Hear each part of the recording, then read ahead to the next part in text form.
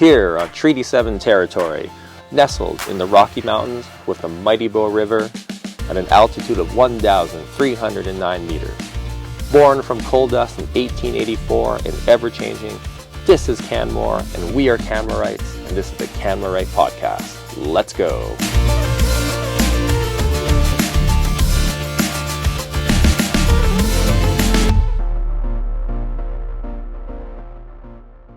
Hey there, it's me, Jeff Maw, with the Canmorite Podcast. I'm really excited because today with me I have a pair of incredible musicians in the Bow Valley. We have Susanne Ruberg-Gordon and Vasylisa Nikolenko. Excellent. Now, one of the things that's coming up, we have a really interesting thing in Canmore where we now have a new sister city. It's Sedona in Arizona, and it's a lovely place. If you haven't been there, totally recommend checking it out. But now that we're sister cities, there's some interesting things coming up. Suzanne, could you elaborate a little bit on what is happening as we embark on our Canmore-Sedona sister city relationship?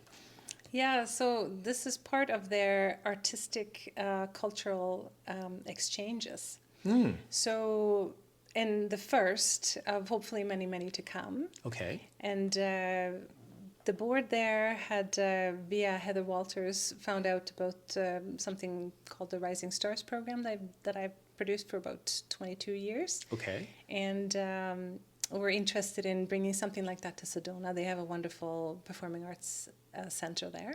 Okay. And I thought it would be amazing to feature somebody from Canmore, of course, and we have a perfect candidate in Vasylisa.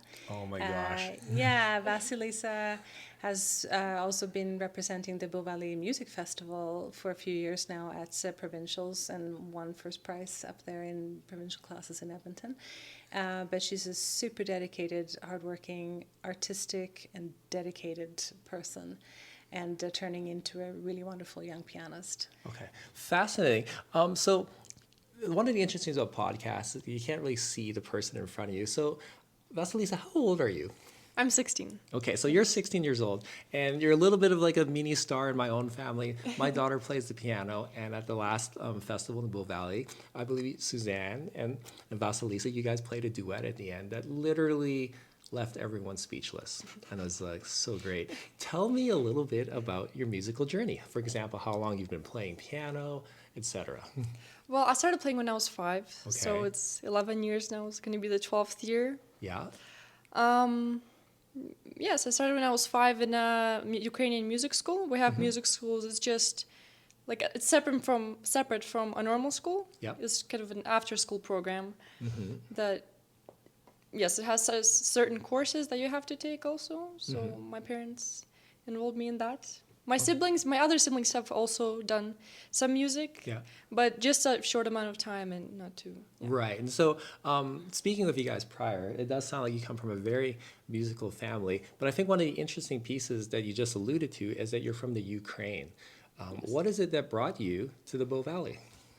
Well, my family has a pretty long journey with Canada. Yes. So we've lived in Calgary before, and it just kind of worked out that we ended up in Canmore, kind of. Right. We had some friends here, and it just worked out. Okay. And I imagine things probably got a little bit complicated with the war happening. Is that what has brought you guys here to be more of a more permanent situation right now in Canada? Well, yes. Okay. And so how did the musical piece, I'm always curious, like, how did two of you found each other? Let me know. Like, Suzanne, maybe you could elaborate how you and Vasylisa became such a dynamic duo. Yeah, so I was contacted, I believe, actually by Tracy Wilkins, who's also a jazz singer and also does everything with the Vic Lewis Band Festival. And so the Vic Lewis Band Festival, yeah. So she's a dynamo and just very active in the community as well. So she had heard about Vasylisa moving to the Valley, and I also believe, I don't know if it was her or Jeremy Alborn with Artsplace, but one of the two had talked about the fact that somebody had mentioned that there's a young gal who's really, really interested in piano. Can she practice somewhere? We need to find her a piano somewhere to practice. Right. And then can someone help her with lessons? And so I wrote back right away to Tracy and just said, yeah, of course, count me in. Let's see what we can make happen. And then then I've been working with you since then. So this is since 2022. Oh my gosh. Yeah. So, and been able to get you into the Mount Royal University Conservatory Academy program, which is such a wonderful place. It really takes, the old saying, it takes a village to raise a child. It takes a musical village to raise a musical child. So you Right. need influences from lots of places and instruction. And it's an incredible amount of dedication. And, for us living in a very athletic community, Yes. we never question, the hours of practice for whatever sports we're in and games practices and all these things. And it goes without saying. But we have to do that too. It's not just having a talent. Right. It's having work ethic. And so anyways, our journey together started in 2022, and it's been amazing just to be a part of and help your journey forward, really. And so, Vasylisa, Susanne just described a little bit of your work ethic. Could you tell us a little bit what is your practice system or your regime, or how much you're working on your music? Like, because a lot of times, like I played the piano back in the day, and I practiced an hour a day, and that seemed like it took forever. So I'm really curious what it is for someone as gifted as you that is so serious about your music at this age. What are you doing to make these things happen? Well, I mean, I try to practice at least a couple hours a day. Yeah. And, well, it really depends what's coming up, what I'm learning, of how much I practice. Well, yes, I try to practice every day, though. I don't, For sure. Yes, even if it's a little bit if I'm on, vacation, or, yes. And so in terms of the practice piece, because right now you still have a couple more years of high school, but you probably have some goals for your music. Like, is there a direction that you want to take this musical career of yours? Well, yes, I'd like to do it in university and as my future career. Yeah. I'm not sure what yet exactly, but certainly in that direction. Okay. And with the Royal Conservatory, I'm assuming like there's obviously like the work on becoming an amazing musician and the playing skills, but there's probably other skill sets that you learn as well too for the conservatory as well. Is that true? You mean the Mount Royal Yeah, University? Mount Royal, yeah, exactly. The conservatory program there. Yeah, so she gets to participate in chamber music. Yeah. And she has weekly master classes, and with sometimes visiting guest artists, and we have incredible people in Calgary and who are connected across the globe, really. So sometimes last year you had master classes with people, really high esteemed people from Italy and from the States, and so. It's like being part of a hockey game, and you could practice all day long, but if you don't have a game, nothing. Right. Really, you gotta have We're a just game. practicing for the sake of practice. Yeah, right. It's like pond hockey's great, but so that's the thing. So these master classes is teaches you to go up on stage in front of your peers, in front of a really visiting, important guest artist, and to be prepared. To learn how to operate under those circumstances, learn to hold your own, learn to prepare, learn to be ready, and to take some criticism and some constructive criticism. It's a craft, and it takes a long time to build that. It's so many puzzle pieces, but that weekly dose of having to perform once a week is actually incredibly important. You perform once a week? Yes. Yeah. Wow. Okay, that's high intensity, because I remember back when I was playing the piano, there'd be like a recital at the end of the season. Yeah. And so Vasylisa, as you're doing like this regular regime of performance, getting you learning to control your nerves, and you're in front, and all those sort of skills, what's right now, what is it like what's the most challenging part of music for you right now? Like, what are you working on at this level? Well, definitely musicality, kind of Maybe combining the technical and the narrative, right? We have to understand what the body does. Sorry, you have to understand how to physically do something. Okay. But then it's also connecting the meaning behind the black dots. Right, so there's the facility of Yeah, creating it, yeah, but then what it's- is the message underneath? Yeah, the and music? how do we Yeah. portray that as pianists? It's a percussive instrument, right? So Yes. we have to sing. We have to we cannot be vertical in our approaches too much. We have to find another way to make all these colors that are possible in the piano come through. And so when you're young, you're starting, the better you are, the more you hear. The more you hear, the better you become, because it's this perpetual continuation of listening and ability, and the two and two tag team. So there's, to get proficient technically takes a long time. Yes. It's very difficult, and 10 fingers doing different things all the time. Even just playing one hand louder than the other, one finger in one hand louder than the other. It's complicated, and the piano is a big, amazing source of color, and passion, and deeply moving things. And part of what we do is also time travel. Yeah, You're playing something that was written 300 years with ago. a different instrument even sometimes. Yeah, for sure. And you Yeah. have to figure out what was the composer's wish. We're vessels at the heart of it, where it's not about us. It's about what is the composer's wish. How do I make the sound as close to the truth as possible? Okay. Speaking about time travel, if we could go back in time to the first time the two of you met, because I know there's a moment where you realize, I'm going to meet this young girl who's playing the piano. Maybe she's good. Vasylisa, what was it like the first time you met Susanne? Well, I was very excited, of course. Yeah. The very first lesson, I really enjoyed her lesson. And I mean, the things Suzanne had to say, Yeah. and the way she approached.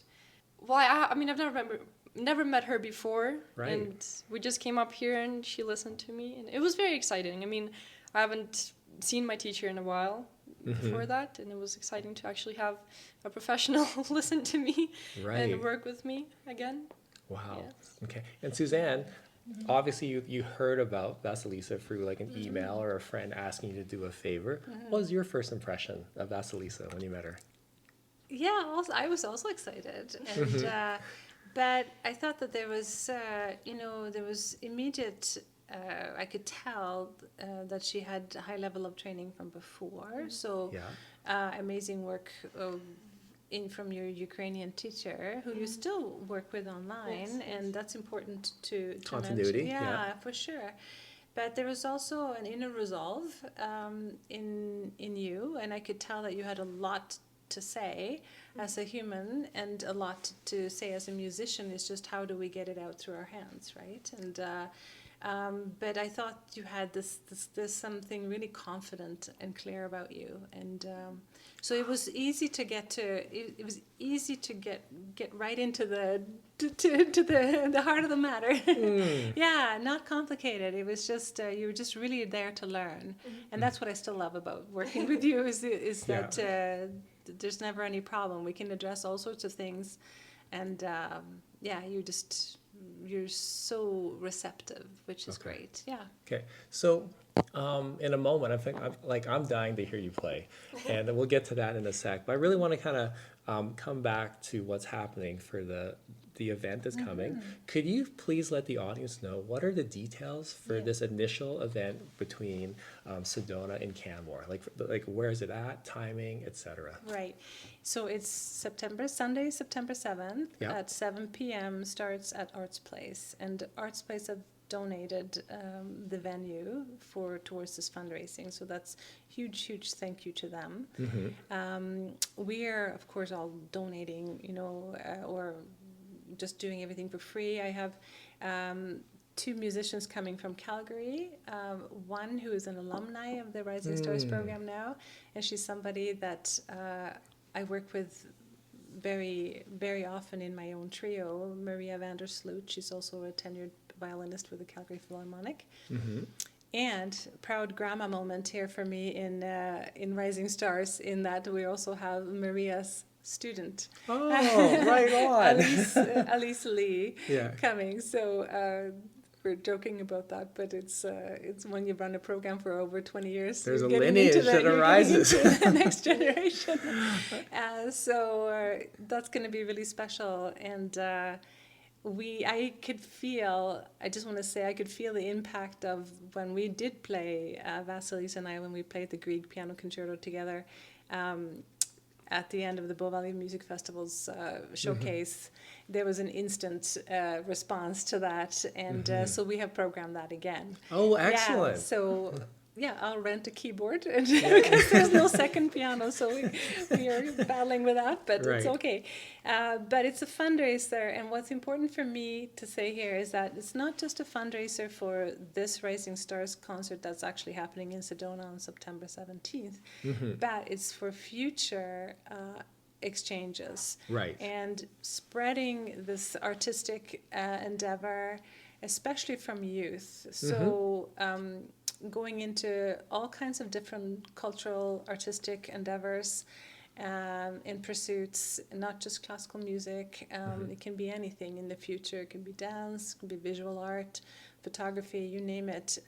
So this is planting a little seed in this fundraiser towards something beautiful to grow for coming exchanges. Okay, Yeah. amazing. Vasylisa, could you tell us a little bit about the piece that you're going to play for us shortly? Let us know. It's the Etude by Kosenko, Opus 8, number 8 in F sharp minor. It's by a Ukrainian composer. Yeah. And I've been playing it for quite a while now, maybe about 3 years. Oh, wow. Okay. Yes. It's good. It's a good piece. I bet it's amazing. So, well, Vasylisa, what you could do is just kind of clip that microphone to your hoodie and just like head on over and play when you're ready. And we would love to hear.